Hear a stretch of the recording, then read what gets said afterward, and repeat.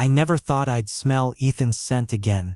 That sharp, intoxicating blend of pine and something uniquely alpha that used to drive my omega instincts absolutely wild. But here he stands in Murphy's Coffee House, 3 blocks from my childhood home, like the past 3 years never happened. His perfectly tailored black coat screams expensive city living, and those piercing green eyes find mine across the crowded morning rush with laser precision. Ryan, so this is where you've been hiding. My fingers tighten around my ceramic mug until I'm surprised it doesn't crack. 3 years ago, I was his personal bodyguard in Manhattan. His shadow, his shield, his everything. I lived and breathed for Ethan Cross, billionaire heir to Cross Industries. But I was also his dirty little secret. The Omega who warmed his bed when he was stressed, who took his commands without question, who foolishly believed those whispered promises meant something more than convenience. Small towns have their charm. I manage, forcing my voice to stay steady even as my heart hammers against my ribs like it's trying to escape. He slides into the booth across from me without invitation, that familiar predatory smile spreading across his lips. Even sitting down, his presence dominates the space around us. Other customers unconsciously shift away from our table. Alpha energy has that effect, especially one as powerful as Ethan's. You left without a word, Ryan. Just a note saying you were done. The coffee tastes bitter on my tongue, but not as bitter as the memory of that night. I'd finally worked up the courage to tell him how I felt, to ask if what we had could be something real. Instead, I'd walked into his penthouse to find him with another Omega. Some delicate thing with platinum hair who looked at Ethan like he hung the stars. I felt like the city was getting too complicated for me. Complicated? He leans back, studying me with those calculating eyes that used to make my knees weak. Is that what you call 3 years of partnership? Partnership. The word sits wrong between us because we both know what we really were. I was his employee who happened to share his bed when he needed stress relief. He was my boss who happened to whisper sweet lies when he was buried inside me. We both know it wasn't partnership, Ethan. His jaw tightens almost imperceptibly, and I catch the faintest whiff of his scent sharpening. A sign he's getting annoyed. In the old days, I would have immediately backed down, apologized, done whatever it took to smooth things over. But 3 years of distance has given me perspective, even if it hasn't killed the attraction that still thrums through my veins like poison. Then what was it? His voice drops lower, that dangerous tone he used to use when he was about to pin me against a wall and remind me exactly who I belong to. I take another sip of coffee to buy myself time, studying his face. He looks older, more tired around the edges. There are new lines around his eyes that weren't there when I left. His dark hair is still perfectly styled, but I notice his fingers drumming against the table, a nervous habit he only developed when he was truly frustrated.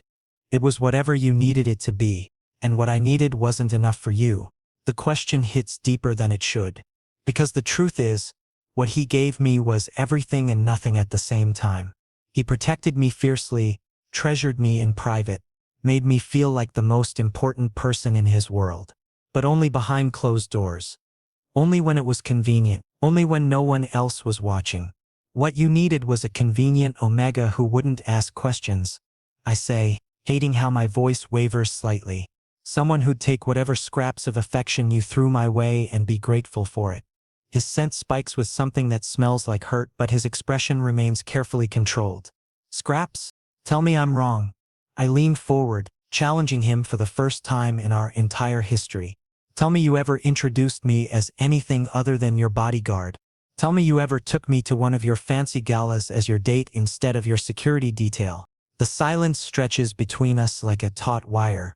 Around us, the coffee shop continues its morning rhythm. The hiss of the espresso machine, the chatter of locals discussing weekend plans, the gentle clink of spoons against mugs. But in our little bubble, the air feels thick enough to cut. You knew what you were signing up for, he finally says, but there's less conviction in his voice than usual. Did I? I laugh, but there's no humor in it. I was 23, Ethan.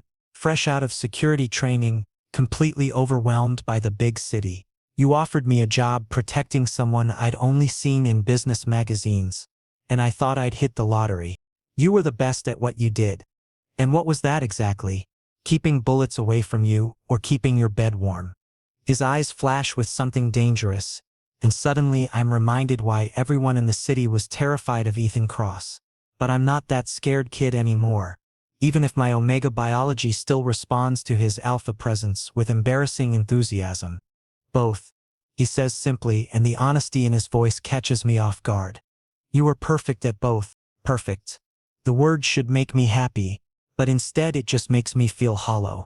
Because I was perfect at being what he wanted. But he never wanted what I needed: to be seen as an equal, to be introduced as someone who mattered, to be more than just another possession in his collection. Perfect enough to replace within a week of me leaving? I ask, remembering the photos I'd seen online of him with yet another beautiful omega on his arm at some charity function.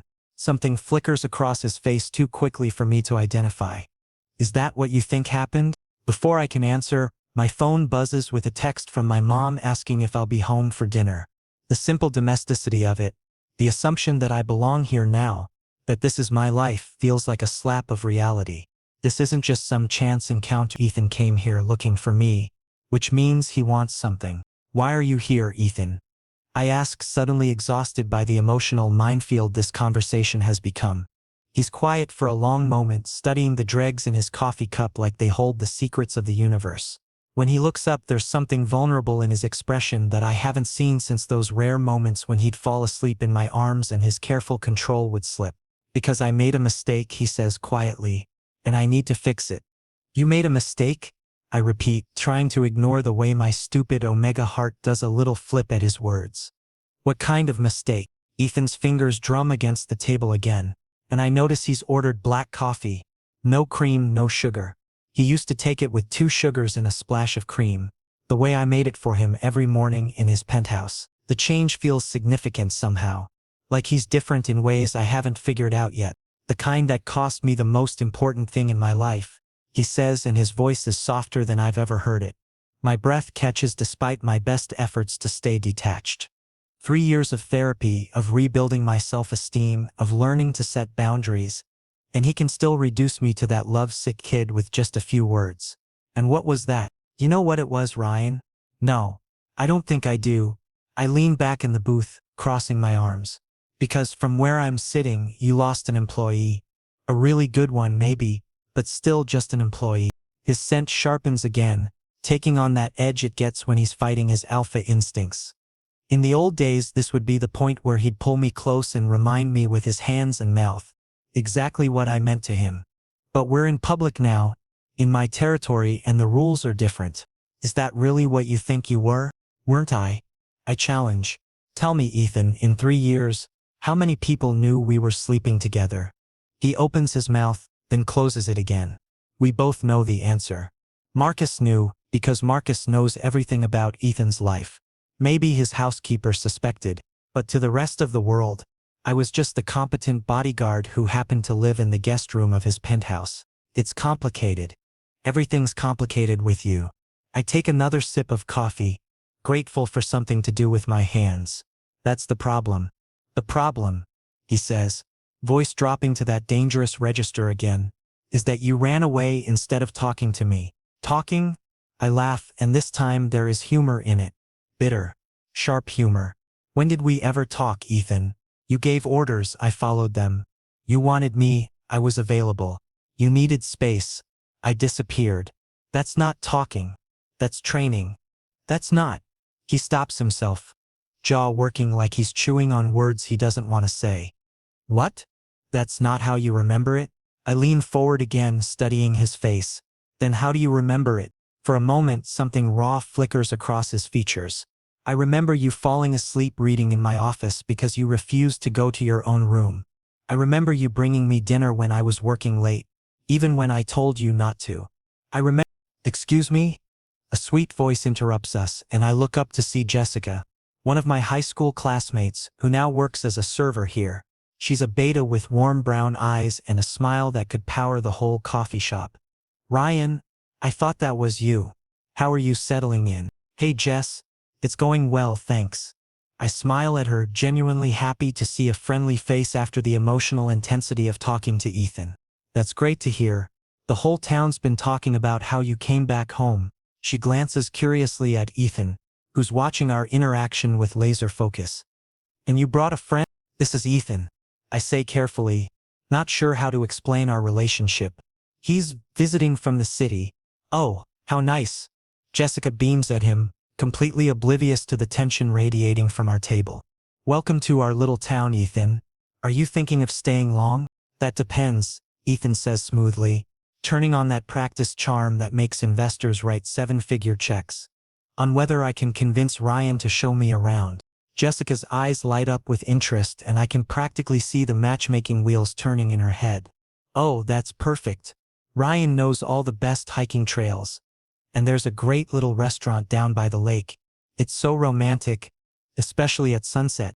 My stomach clenches at the word romantic and I catch the way Ethan's lips quirk slightly. He's enjoying this, the bastard. That sounds perfect, he says, eyes never leaving my face. I'd love for Ryan to show me all his favorite spots. I'm actually pretty busy. I start but Jessica cuts me off. Oh, don't be silly. You've been working too hard since you got back. Mom said you've been doing handyman jobs all over town, barely taking time to rest. She turns to Ethan conspiratorially.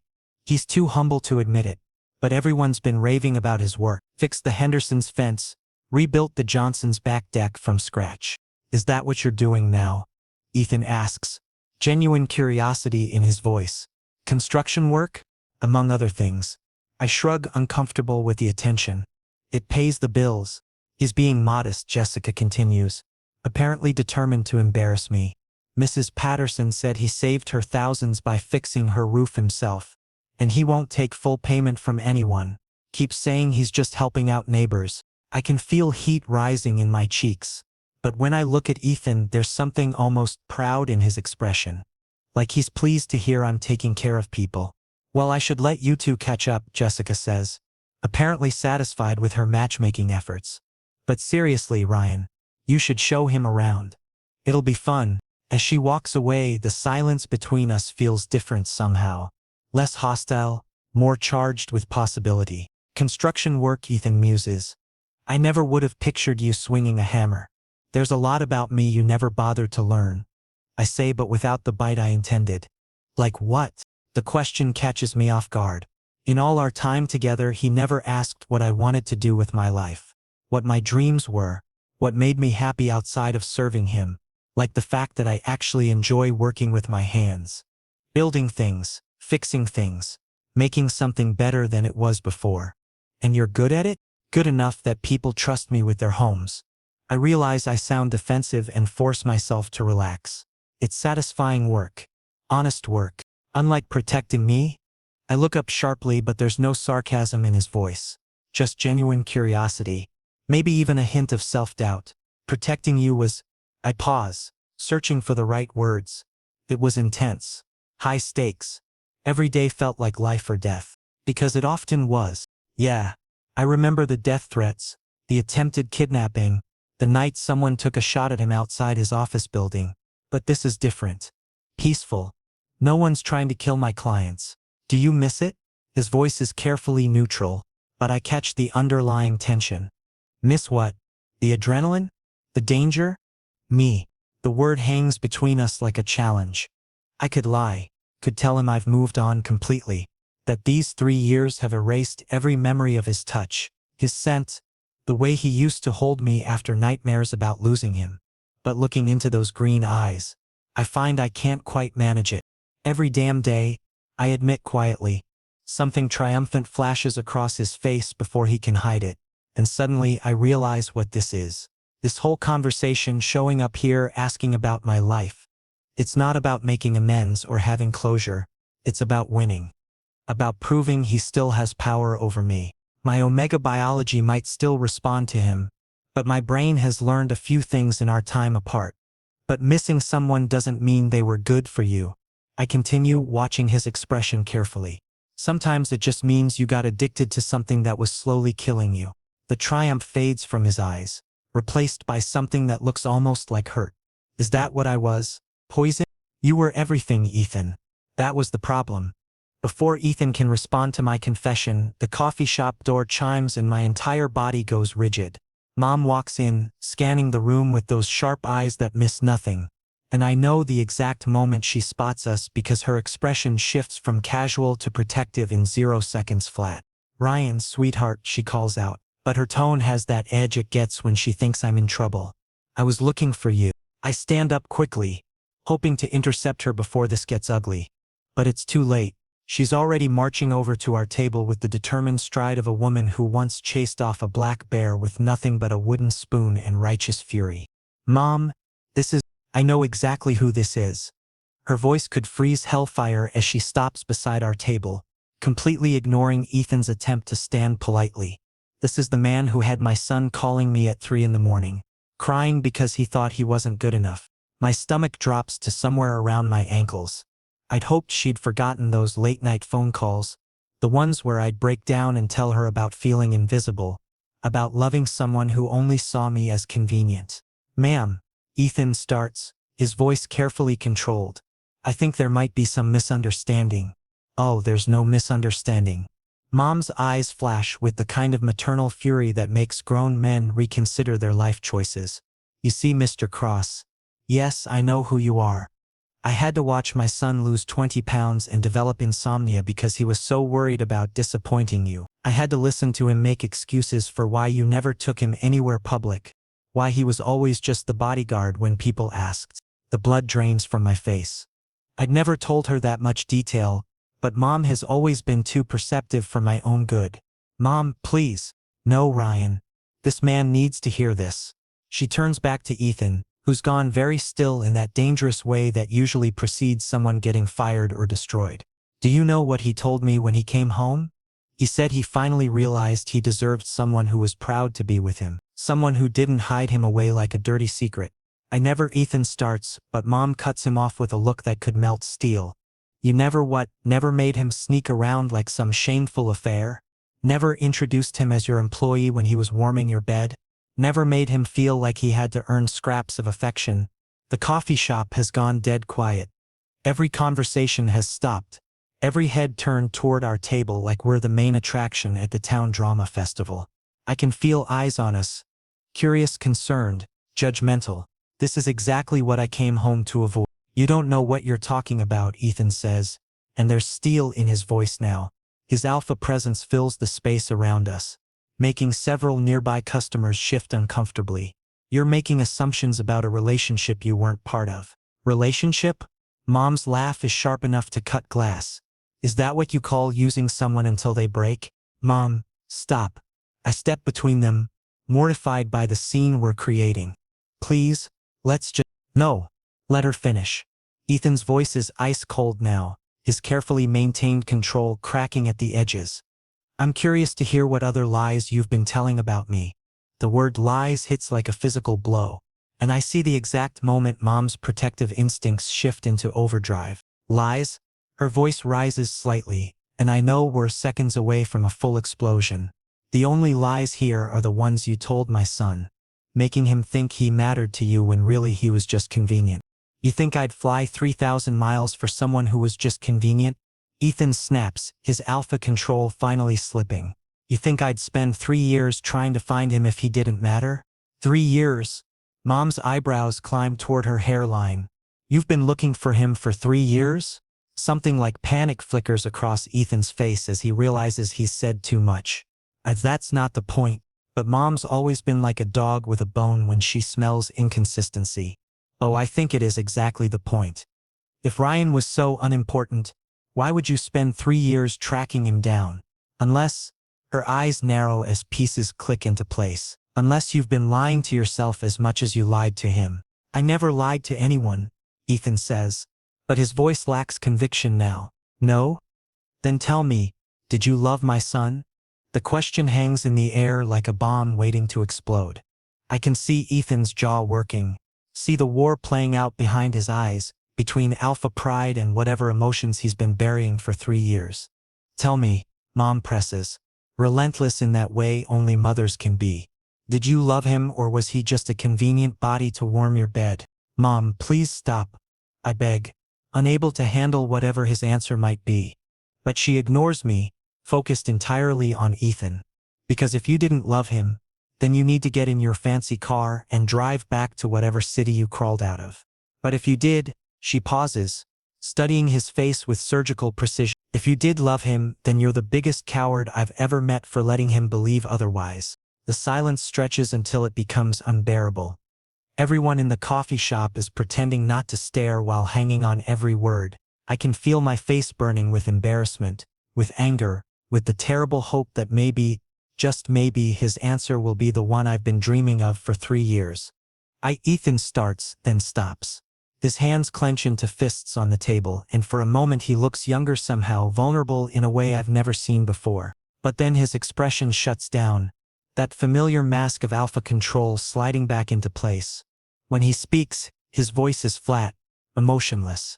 What I felt doesn't matter now. Ryan made his choice when he left. The words hit like a slap. After everything, the late-night conversations, the gentle touches, the way he used to hold me like I was something precious, he's reducing it all to a business transaction gone wrong. You're right, I say quietly, and both Mom and Ethan turn to look at me in surprise. I did make a choice.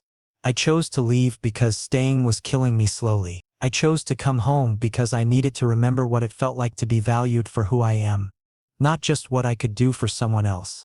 I take a shaky breath, gathering what's left of my courage. And you're making a choice too right now. You're choosing to stand there and pretend that what we had was nothing. That 3 years meant nothing, that I meant nothing. Ryan, there's pain in his voice now. Real pain, but it's too little, too late. You want to know the truth, Mom? I turn to look at her, seeing my own hurt reflected in her protective fury. He did love me in his own way. But he loved his reputation more. He loved his perfect public image more. He loved being seen as the untouchable alpha billionaire more than he loved me. Ethan flinches like I've hit him. And good. I want him to hurt the way I hurt. So yes, I continue, my voice getting stronger with each word. I made my choice. I chose myself for once. I chose a life where I don't have to hide who I am or who I care about. I chose peace over passion. And I'd make the same choice again. The lie tastes bitter on my tongue, but I force myself to maintain eye contact with him as I say it. Because the truth is, I'd go back to him in a heartbeat if he asked. I'd give up this peaceful life, this town, everything for just one honest word from him. But he doesn't ask. Instead, he straightens his shoulders and slips back into that role he plays so well, the cold, controlled businessman who doesn't let emotions cloud his judgment. Then I guess there's nothing left to say. He pulls out his wallet and drops a 20 on the table, way too much for a cup of coffee. Thank you for making your position clear. He turns to go, and every instinct I have screams at me to call him back, to apologize, to beg him to stay and fight for us. But Mom's hand lands on my shoulder, grounding me, reminding me that some bridges are better left burned. You made the right choice, sweetheart, she says quietly as we watch him walk away. Sometimes loving someone means knowing when to let them go. But as the coffee shop door closes behind Ethan and his scent begins to fade from the air, I wonder if I've just made the biggest mistake of my life. Because despite everything, the pain, the secrecy, the way he could make me feel invisible, he was still the only person who ever made me feel truly alive. And now he's gone. Probably for good this time. And I'm left wondering if pride is really worth this hollow ache in my chest where my heart used to be. 2 days pass in a blur of avoiding concerned looks from neighbors and pretending I don't check my phone every 5 minutes, hoping for a message that never comes. I'm on the Henderson's roof replacing damaged shingles and trying to lose myself in the physical work, when my phone buzzes with an unknown number. Ryan? The voice is panicked, unfamiliar, but with an undertone that makes my omega instincts prick with alertness. This is Marcus Chen, Ethan's business partner. I need your help. I nearly dropped my hammer. Marcus never calls me directly in 3 years of working for Ethan. We maybe exchanged 50 words total. What's wrong? Ethan's missing. He was supposed to be on a flight back to New York yesterday morning, but he never showed. His rental car's been found abandoned on Mountain Ridge Road, about 15 miles from your town. The blood turns to ice in my veins. Mountain Ridge Road winds through some of the most dangerous terrain in the county. Steep drops, loose rock faces, areas where cell service cuts out completely. How long has he been missing? 18 hours. Local search and rescue is mobilizing, but Marcus's voice cracks slightly. You know that area better than anyone. The police said you grew up hiking those trails. I'm already climbing down from the roof, my hands shaking as I pack up my tools. Where exactly was the car found? Mile marker 47, pulled off at what looks like a trailhead. Ryan, there's something else. His phone was in the car, but there were signs of a struggle. Broken glass, blood on the driver's seat. My vision goes white around the edges. Blood. Ethan's blood. I'm heading there now. The police said. I don't care what the police said. I'm already in my truck, engine roaring to life. Text me the exact coordinates. I'll be there in 20 minutes. The drive to Mountain Ridge feels like the longest 20 minutes of my life. My mind races through possibilities. Accident, kidnapping, wild animal attack. None of them are good. All of them make my omega biology scream with the need to find him, protect him, make sure he's safe. I reach the scene to find 3 police cruisers, a search and rescue truck, and Ethan's sleek black rental car sitting at an odd angle near the trailhead. The driver's side window is indeed shattered, and I can see dark stains on the leather seat that make my stomach clench. You must be Ryan. A tall officer approaches me. I'm Sheriff Martinez. Marcus Chen said you might be able to help us figure out where he went. I nod, already scanning the area with eyes trained by years of security work. Any witnesses? Other hikers? None. This trail doesn't get much traffic, especially this time of year. Martinez gestures toward the dense forest. We've got teams starting from the main trail, but if he went off-path, he wouldn't know the area well enough to go off-path. I interrupt, studying the scuff marks in the dirt near the car. Unless he was chasing something, or running from something. What makes you say that? I point to the disturbed ground. See these footprints? They're running stride, not walking. And there I crouch down, touching a broken branch at waist height. Something passed through here fast, pushing through the undergrowth instead of following the trail. My omega senses are in overdrive, picking up traces of familiar scent beneath the overwhelming smell of pine and damp earth. Ethan was here, afraid, moving quickly. But there's something else. Another scent, harsh and unfamiliar. Another alpha. I need to follow this trail. I tell Martinez, already pulling on my hiking gear. I know these woods better than anyone. Your teams are following the marked trails. Whoever took him wouldn't stick to marked trails. I shoulder my pack, checking that my emergency supplies are secure.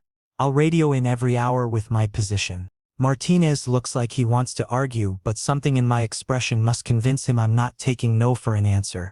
Be careful. Weather service is calling for storms later tonight.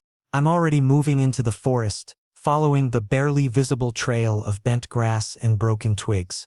My omega instincts guide me more than my eyes. Some deep biological imperative that screams find him, save him, protect what's yours. The trail leads deeper into the mountains, away from any established hiking routes. Whoever did this knew enough about the area to avoid the main trails, but not enough to hide their passage from someone who'd spent childhood summers exploring every hidden canyon and deer path. 3 hours in, the trail gets harder to follow as the terrain becomes increasingly rocky. But then I catch a stronger trace of Ethan's scent, tinged with fear and pain. He's alive, but hurt. I find them in a natural depression between 2 cliff faces, hidden from view unless you know exactly where to look. There's a small camp sleeping bag, backpack, propane stove, and there's Ethan, zip-tied to a tree, conscious but clearly injured. A tall, scarred alpha paces nearby, talking rapidly into a satellite phone. I don't care what the market conditions are, the stranger is saying. Cross-industry stock is going to tank when word gets out their golden boy is dead. That's when we buy. My blood goes cold. This isn't random, it's calculated, business-motivated revenge. I recognize the type from my Bodyguard days, the kind of enemy that doesn't just want to hurt you but wants to profit from it. I retreat carefully and circle around to get a better position. Ethan looks up as I move, and even from a distance, I can see the relief flood his face when he spots me. But he's smart enough not to react visibly. 3 years of working together taught us how to communicate silently. I signal for him to stay calm, then settle in to wait for my opportunity. The kidnapper is armed and clearly experienced, but he's also alone and doesn't know these mountains like I do. As afternoon fades to evening, Storm clouds gather overhead just like Martinez predicted. The first drops of rain start falling, and the kidnapper moves to secure his gear.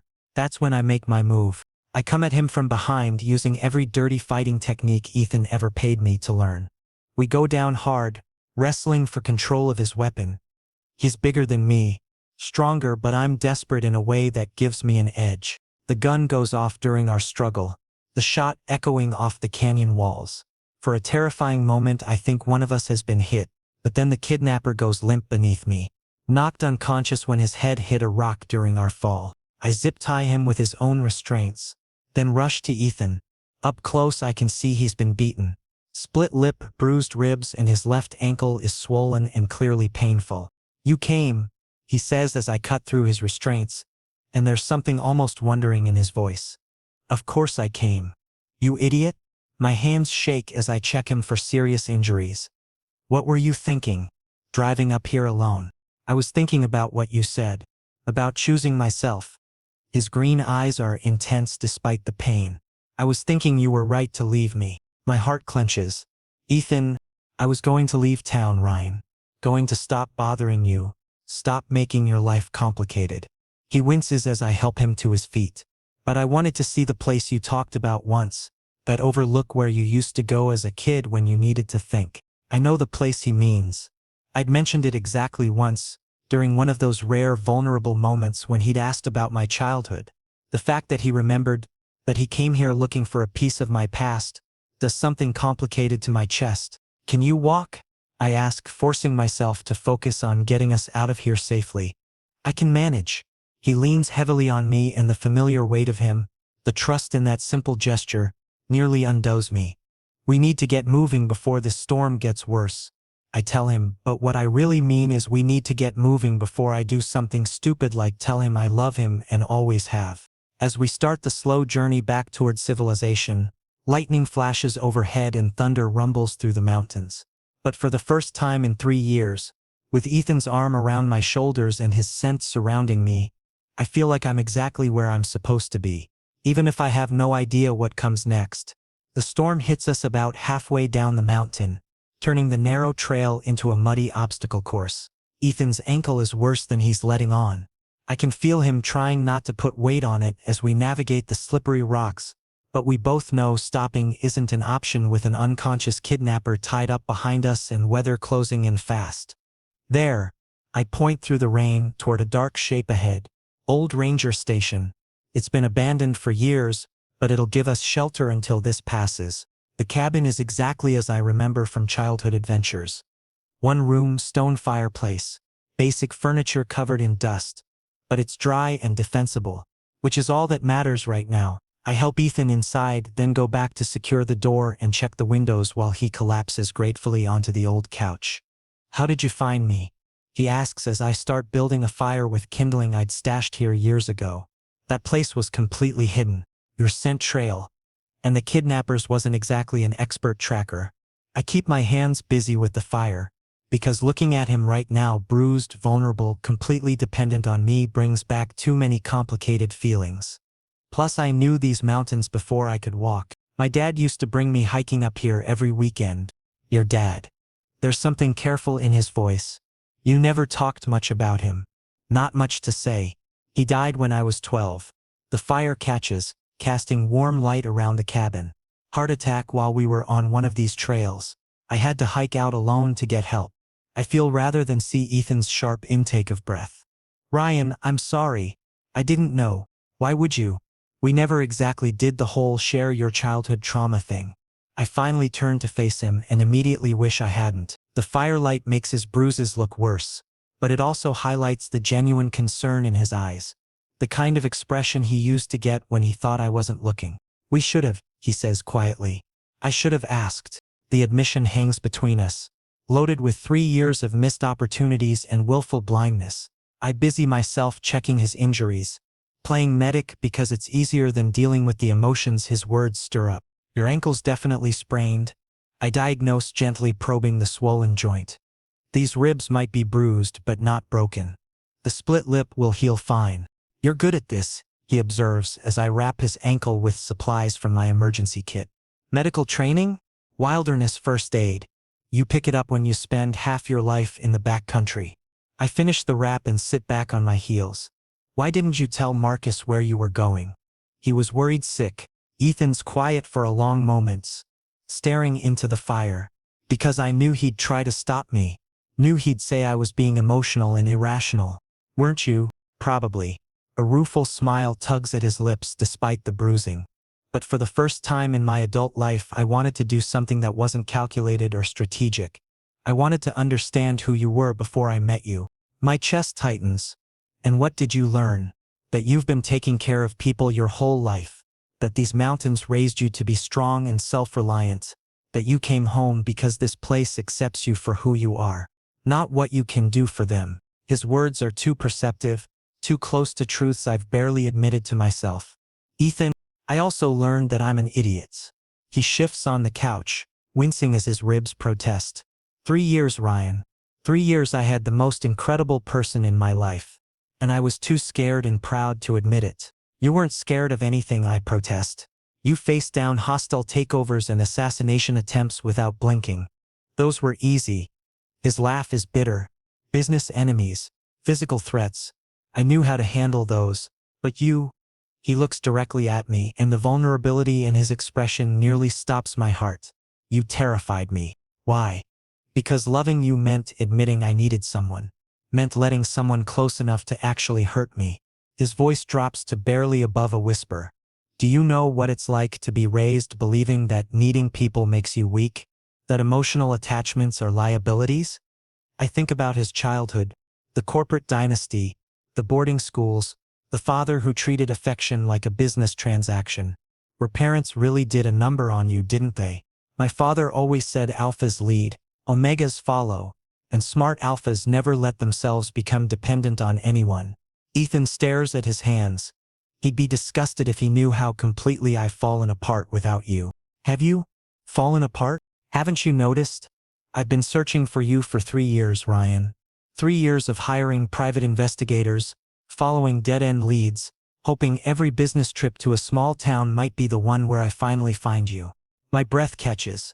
I thought you moved on immediately. There were photos online, other omegas, window dressing. PR dates to keep the tabloids happy and the board of directors convinced I was stable. He meets my eyes again. None of them were you. None of them could be you. The fire crackles in the silence that follows. And outside thunder rumbles closer. We're completely alone here, cut off from the world, and the intimacy of it feels dangerous in all the ways I remember. What are you saying, Ethan? I'm saying I love you. The words come out rushed. Like he's afraid if he doesn't say them quickly he'll lose his nerve. I'm saying I've loved you since about 6 months after you started working for me. And I've been too much of a coward to admit it. My heart starts racing. But I force myself to stay rational. Love wasn't the problem between us. I knew you loved me in your way. Then what was the problem? You loved me like a secret. Like something to be hidden and protected and kept separate from your real life. I stand up, needing distance. I didn't want to be your guilty pleasure, Ethan. I wanted to be your partner. You were my partner. In private. In the shadows. But the moment we stepped into public, I became invisible again. I turned to face him, letting him see the pain I've been carrying. Do you know what it feels like to watch the person you love introduce you as their employee when you've been sharing their bed for 2 years? The business world is complicated. Bullshit. The word comes out harder than I intend. The business world is full of alpha-omega partnerships. Marcus has been openly mated to his omega husband for 5 years, and it never hurt his career. Ethan flinches like I've hit him. Marcus isn't the heir to a multi-billion-dollar legacy. No, he's just your business partner. Your equal. I moved to the window, staring out at the storm. That's what I wanted to be, Ethan. Your equal. Not your secret. You were never just a secret to me. Then why did you never fight for us? Why did you let me walk away? The silence stretches so long I start to think he won't answer. When he finally speaks, his voice is barely audible over the rain. Because I was afraid you'd realize you could do better. I turned to stare at him. What? You were 23 when I hired you, Ryan. Brilliant. Loyal. Brave enough to take bullets for a stranger. You had your whole life ahead of you, and I am a damaged, controlling alpha with enough emotional baggage to sink a ship. So you decided for both of us that I'd be better off without you. I decided that keeping you meant being selfish. That loving you meant limiting you. He struggles to his feet despite his injuries, moving closer. But watching you walk away, living without you, it nearly killed me. Ethan, I know I don't deserve another chance. I know I hurt you, made you feel invisible and unvalued. But if there's any part of you that's still... He stops, swallowing hard. I came here to tell you that I'm ready to fight for us now. Publicly, privately, whatever it takes. My heart is pounding so hard I'm sure he can hear it. 3 years I've dreamed of hearing these words, but now that they're here, I'm terrified. What does that mean, exactly? It means no more hiding. No more introducing you as just my bodyguard.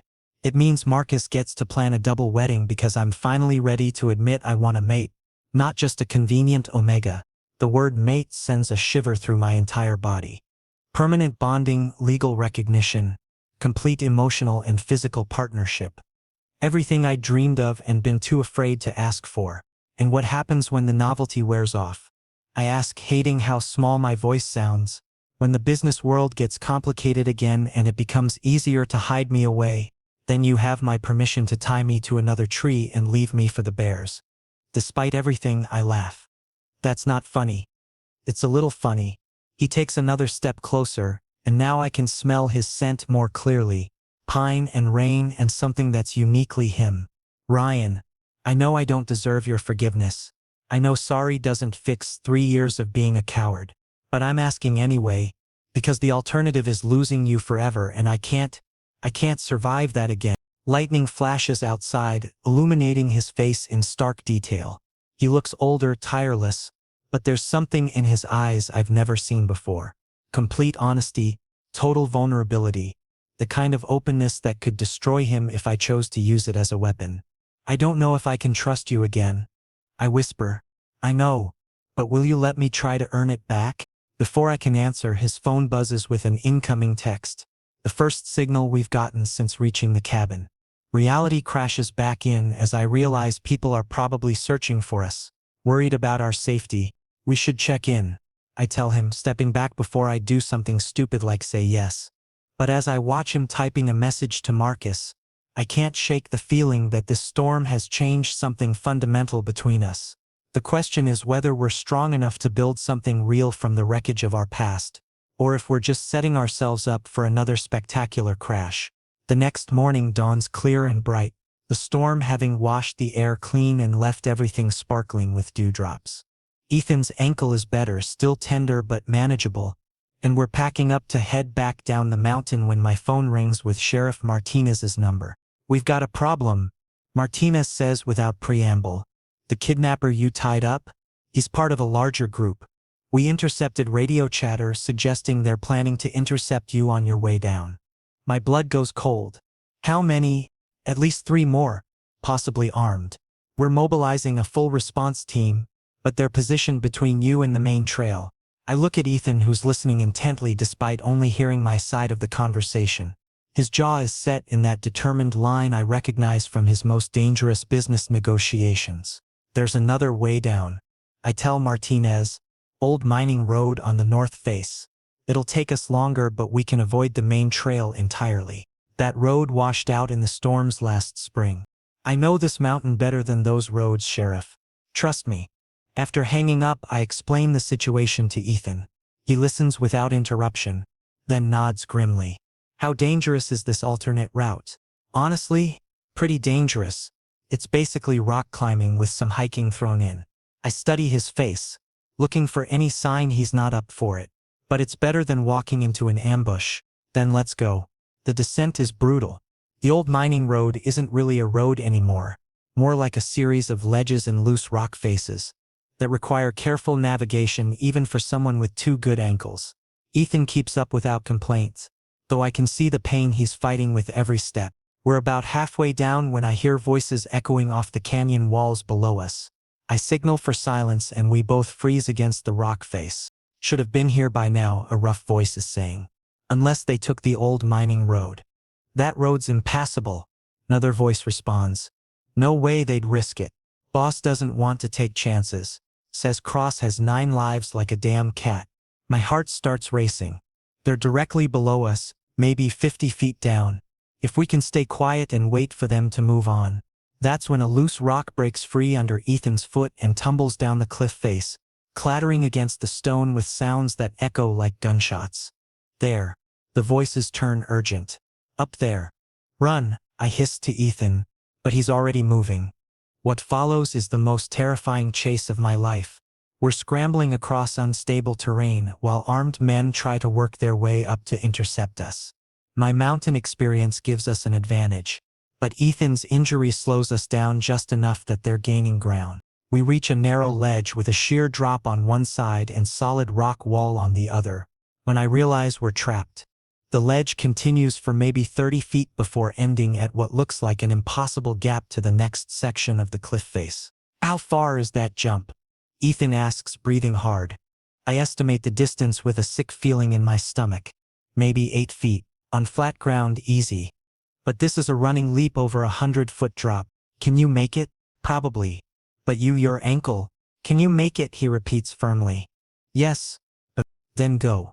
I stare at him. I'm not leaving you, Ryan. They want me, not you.